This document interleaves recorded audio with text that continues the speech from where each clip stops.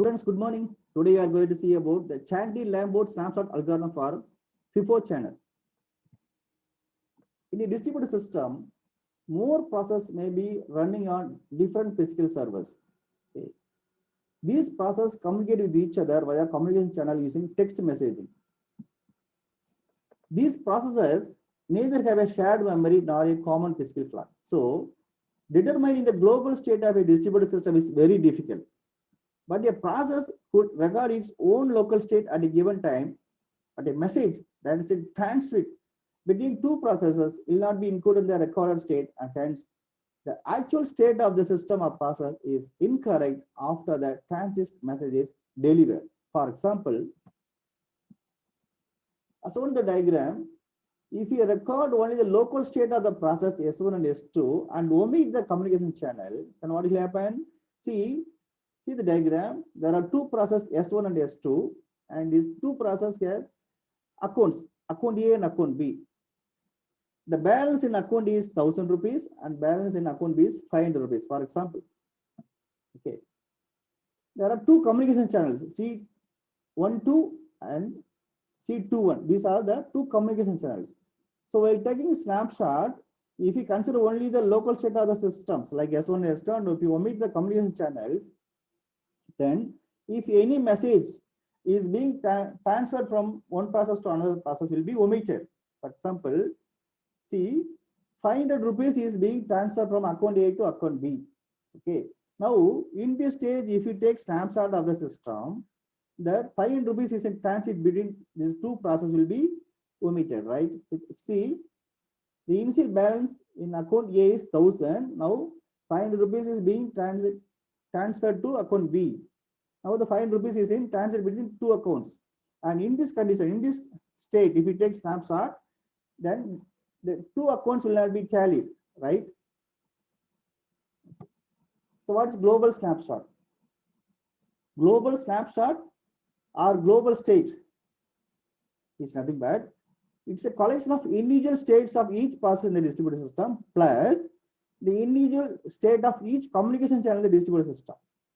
So global state or global snapshot is the collection of the individual state of the local process plus the state of the communication channel also. Okay. What is snapshot? It is like a screenshot. In mobile phone, we are taking screenshot, right? Similarly, in distributed system, we are taking snapshot. So snapshot is nothing but the current status of the process running in the distributed system. And this diagram explains how the processes are linked together through communication channels. There are three processes, process 1, process 2, process 3, and there are two channels, channel 1 and channel 2, and these two channels link the three processes. What's the need for taking a snapshot or recording a global state of the system? What's the need for taking a snapshot? The snapshot can be used as a reference or it can be used as a checkpoint. If any failure occurs, the system can be restarted from the checkpoint. Okay. So snapshot can be used as a checkpoint. In case of failure, the system can be or application can be restarted from the checkpoint. And it will be also used to remove the garbage objects. Okay. Garbage objects means the objects do not have any reference with any other events and unnecessarily residing in memory. Unnecessarily residing in memory and unnecessarily occupy more space in memory. So that kind of object should be removed. So taking snapshot will be used to remove these unnecessary objects, no reference objects. Right? And it also used to detect the deadlocks. See the diagram. There are two processes running P1 and P2. The events A1, A2, A3 are running inside the process P1, and events B1, B2, B3 are running inside the process P2. Okay. See, the event A1 has some reference with the event running in the local process itself. The events A3, take the events A3 and A1. A1 has reference with the A3. These two are local events, that is running.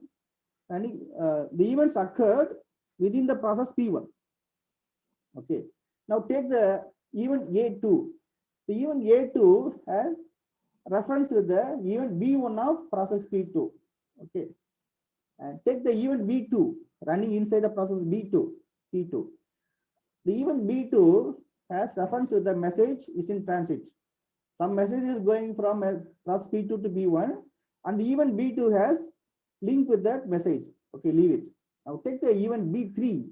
B3 has no reference, no link with any other events, either in process P2 or process B1. It unnecessarily residing memory and unnecessarily occupying more space in memory, so it should be removed. So the snapshot, why if you take snapshot in this condition, you will come to know that the event B3 has no reference at all. So it will be easy for us to remove this no reference object or no reference event from the memory. Okay. Consistent cut. What is consistent cut? The Chandy-Lamport algorithm always take the consistent cut. Okay. So what is consistent cut? Here, two processes P1, P2 are running, and in P1 there are 4 events are occurred.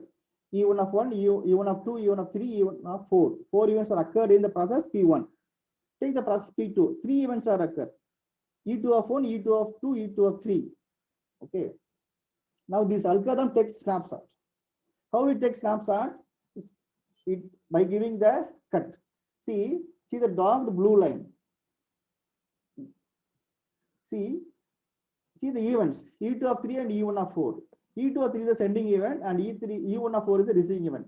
Now the event E2 of 3 is sending one message to the event E1 of 4. Okay, it's sending some message to the event E1 of 4 in the process P1. Now this algorithm always gives a consistent cut. How? See the dark blue color line. The part in left side of the blue line will be is the past and right side is the future. Okay. See the events sending messages. The sending event E2 of 3 is inside the or that is left side of the blue color line. And the receiving event E1 of 4 is the right side of the blue color line. That is the receiving event in the future and the sending event is in past. Okay. This is the consistent cut. The cut is consistent. Okay, the cut is consistent because sending events is within the cut and receiving event is outside of the cut. It is consistent cut. Now what is inconsistent cut? See this diagram. The blue color line is in between the events E1 of 2 and E1 of 3 of process P1. Okay, and the blue color line ends in between the events E2 of 1 and E2 of 2. Okay, here what is sending event E1 of 3? What is receiving event E2 of 1? Okay, see here the sending event is in the future and the receiving event is inside the past. That is, receiving event comes inside the cut, but the sending event is outside of the cut. But what's the condition? Always sending event should be inside the cut. Now here the sending event is outside the cut, so it is an inconsistent cut. Okay, this is the inconsistent cut. And the Chandy-Lamport algorithm always take consistent cut only. Okay. These are the various snapshot algorithms. FIFO channel, for FIFO channel, Chandy-Lamport algorithm. For non-FIFO channel, Law-Yang algorithm, Matten's algorithm. For casual ordering, Acharya-Bhadiraj and Alagar-Venkatesan algorithm.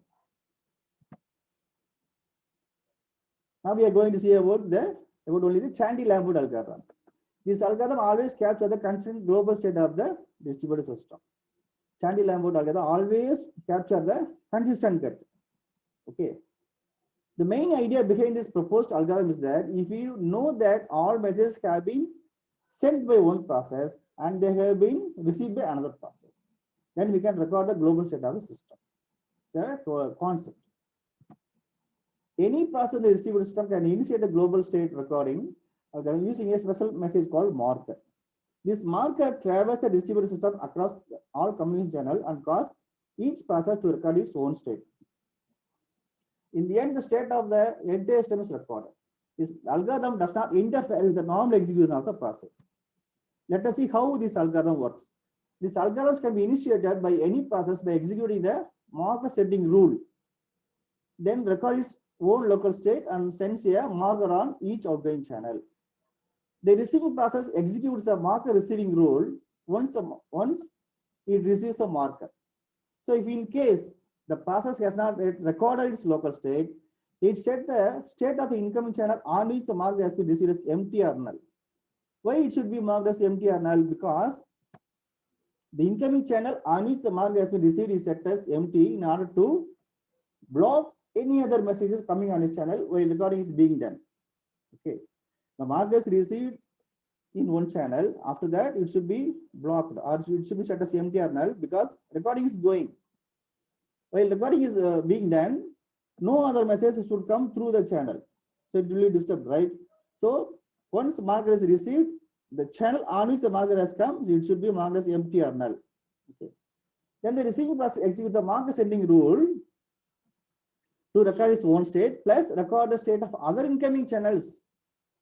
The channel through which the marker has come should be empty, and the received process should record the state of other incoming channels bounded to it. Okay, except the channel on which the marker is received. Let us assume two processes P1, P2 are running. There are two channels C1 to C21. Okay, this is a global snapshot of the distributed system. This distributed system has only two processes P1 and P2, and only two communication channels C1 to C21. Okay. See, initially the state of communication channels are empty. See the snapshot. The initial state of the communication channels are empty. Okay. So these are the initial values of the two processes. Okay. Now P1 tells P2 to change its state variable x2 to 4. Initially the x2 of process P2 is 0. Now P1 tells the process P2 to change its state variable x2 to 4. So this is an C2 of 1, x2 to 4. That is P1 tells P2 to change its state to 4. C x2 to 4. This is another global state of the distributed system. Snapshot number 2. Now P2 receives the message sent by P1 through the channel C12. So the channel C12 becomes empty now. Okay, CX24 reach the receiving side. Once it reaches receiving side, once the message has been transferred, the channel becomes empty. This is a global snapshot of the distributed system. Snapshot number 3. See the diagram. See the snapshot. Now P2 changes its state variable x2 to 4. See the diagram. X2 become 4 now. And this is a global snapshot of the distributed system. Snapshot number 4. Now the process P1 initiate recording process. That is P1 wants to record its global state. So it initiate the recording process. That is P1 is the initiator.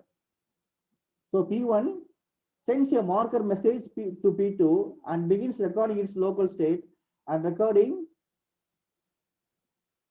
all messages on inbound channels. Meanwhile, P2 also send message to P1. Okay. So P1 wants to record its local state. So as per the rule of this algorithm, it has to send the marker message to the other process running in the system. The other process means here there are only two processes P1 and P2. So P1 has to send marker message to the process P2. Okay. And meanwhile, while the P1 sending marker to P2, P2 also send one ordinary message M1 to P1.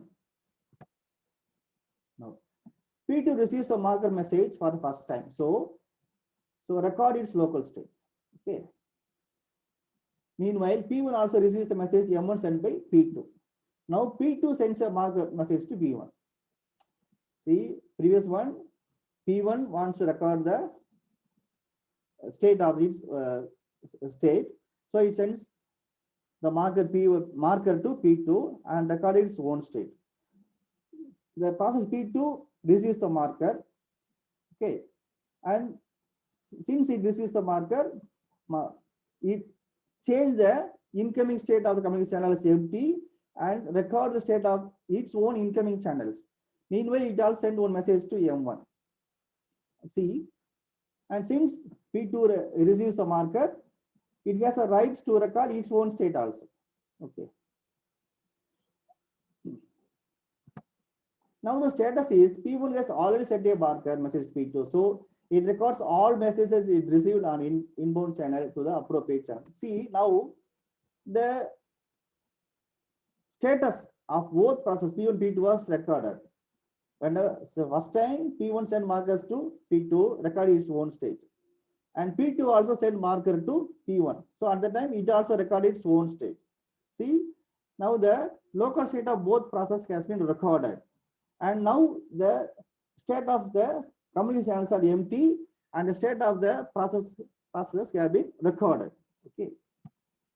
Now both processes have recorded the state and also the state of all other incoming channels. Each process has received a message on all of its incoming channel. Both processes have recorded their local state. Since only two processes running in this distributed system, the algorithm terminates here. The collection of these two local snapshots determine the global state of the distributed system. So in this way, we have recorded the state of the local state, and the collection of all the local states becomes the global snapshots. So the Sandy Lambert algorithms work in this way. Okay. Thank you.